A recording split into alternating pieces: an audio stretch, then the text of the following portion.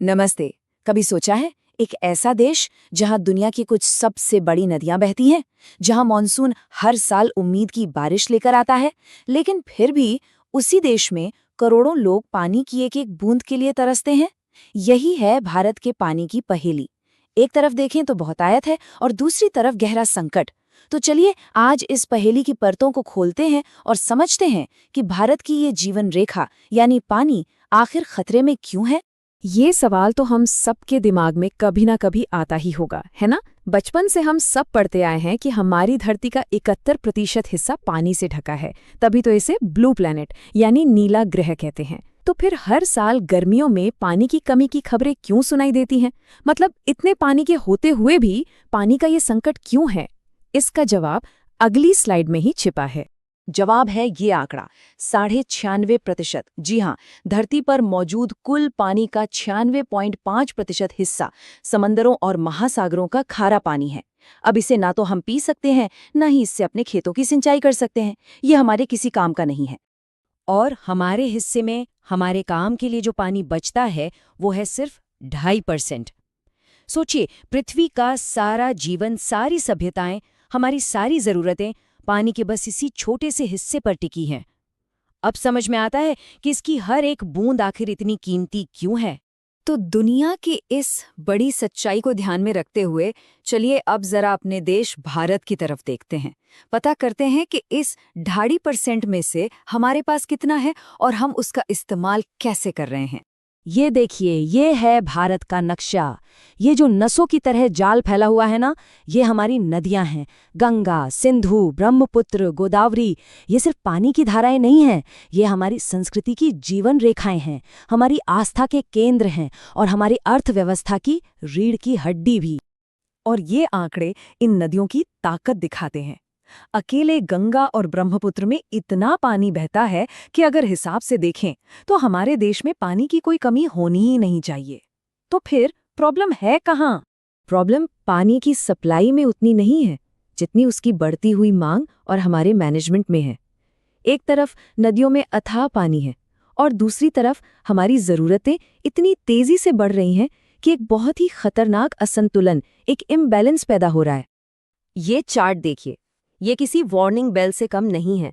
जरा सोचिए, 1951 में हर भारतीय के हिस्से में 5000 क्यूबिक मीटर से भी ज्यादा पानी आता था और अनुमान है कि 2025 तक ये घटकर सिर्फ 1342 रह जाएगा, मतलब 1/3 से भी कम। ये एक सीधी और बहुत ही खतरनाक गिरावट है जो हमारे भविष्य पर एक बड़ा सवालिया निशान लगा रही है। तो सवाल उठता है कि आखिर ये सारा पानी जा कहाँ रहा है? हमारी बढ़ती आबादी में, हमारे खेतों में और हमारी फैक्ट्रियों में। इन आंकड़ों में जो सबसे बड़ा हिस्सा है वो है सिंचाई का। हमारे कुल पानी का एक बहुत बड़ा हिस्सा खेती में इस्तेमाल होता है और आने वाले वक्त में ये मांग और भी बढ़ने वाली है। सिर्फ नदियों और तालाबों का पानी नहीं, हम तो जमीन के नीचे जो छिपा हुआ खजाना है ना, यानी हमारा भूजल, उससे भी बड़ी तेजी से खत्म कर रहे हैं।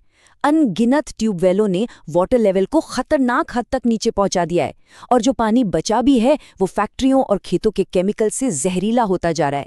तो इस डबल चैलेंज से, यानी बढ़ती मांग और घटती सप्लाई से निपटने के लिए आज़ादी के बाद भारत ने एक बहुत बड़ा रास्ता चुना। वो रास्ता था बड़ी बड़ी नदी घाटी परियोजनाओं का, यानी बड़े बड़े डैम्स बनाने का। जब देश आज़ाद हुआ तो हमारे पहले प्रधानमंत्री जवाहरलाल नेहरू ने इन विशाल बांधों को एक नाम दिया, आधुनिक भारत के मंदिर। उनका एक सपना था कि ये मंदिर भारत को गरीबी से निकालकर विकास और आत्मनिर्भरता की ओर लेकर जाएंगे। ये जो आप देख रहे हैं, ये हीराकुंड बांध है, उन्हीं मंदिरों में से एक। इन जैसे प्रोजेक्ट्स का मकसद एक तीर से कई निशाने लगाना था, जैसे खेतों को पानी देना, शहरों को बिजली पहुंचाना और हाँ, गांवों को बाढ़ से बचाना। लेकिन विकास की इस कहानी का एक दूसरा स्याह पहलू भी था। इन बड़े बड़े बांधों ने नदियों के नेचुरल फ्लो को तोड़ दिया, पानी में रहने वाले जीव जंतुओं को नष्ट किया। बांधों के पीछे बड़े बड़े जंगल और गांव के गांव डूब गए और लाखों लोग, जिनमें ज्यादातर आदिवासी थे, अपनी ही जमीन से बेघर हो गए। और इसी दर्द और विस्थापन से नर्मदा बचाओ आंदोलन जैसे शक्तिशाली सामाजिक आंदोलनों ने जन्म लिया। तो इन बड़े बांधों के अनुभवों ने हमें एक बात सिखाई कि शायद हर समस्या का हल बड़ी-बड़ी इंजीनियरिंग में नहीं होता।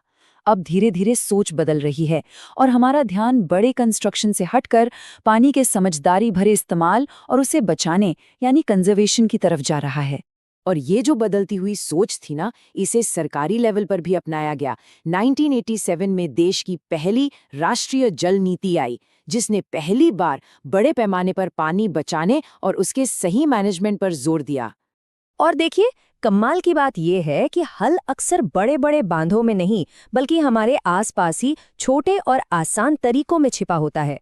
जैसे हैंडपंप के पास एक छोटा सा गड्ढा खोदकर जमीन के नीचे पानी को वापस भेजना, या फिर अपनी ही छत पर बरसते पानी को इकट्ठा कर लेना। ऐसे छोटे-छोटे कदम मिलकर एक बहुत बड़ी क्रांति ला सकते हैं। वैसे पानी बचाने का ये ज्ञान हमारे लिए कोई नई चीज नहीं है। ये तो सदियों से हमारी रगों में है। हमारे पुरखों ने पानी बचाने के अद्भुत तरीके बनाए थे, चाहे वो पश्चिमी हिमालय के पहाड़ों में नहरों की शक्ल में बने गुल और कुल हों, या फिर राजस्थान के तपते रेगिस्तान में पानी को सहेजते जौहड़ और खादी। और सुनिए, ये सिर्फ इतिहास की बातें नहीं हैं। आज भी ये पारंपरिक तरीके उतने ही कारगर हैं। कर्नाटक का गेंदाथुर गांव इसका एक जीता जागता सबूत है। यहाँ 200 परिवारों ने मिलकर अपनी छतों पर बारिश का पानी जमा करना शुरू किया और अपनी पानी की समस्या को खुद ही हल कर लिया। ये दिखाता है कि जब एक कम्युनिटी कुछ ठान ले तो क्या नहीं हो सकता। तो आखिर में हम सब एक बहुत बड़े सवाल पर आकर रुक जाते हैं। भारत के पानी के भविष्य की चाबी आखिर किसके हाथ में है? विशालकाय इंजीनियरिंग प्रोजेक्ट्स के, या फिर गेंडाथुर जैसे लाखों छोटे स्थानीय और परंपरागत प्रयासों के? शायद जवाब किसी एक में नहीं, बल्कि इन दोनों के बीच एक समझदारी भरा संतुलन बनाने में ही छिपा है। या फिर गेंडाथुर जैसे लाखों छोटे स्थानीय और परंपरागत प्रयासों के? शायद जवाब किसी एक में नहीं, बल्कि इन दोनों के बीच एक समझदारी भरा संतुलन बनाने में ही छिपा है।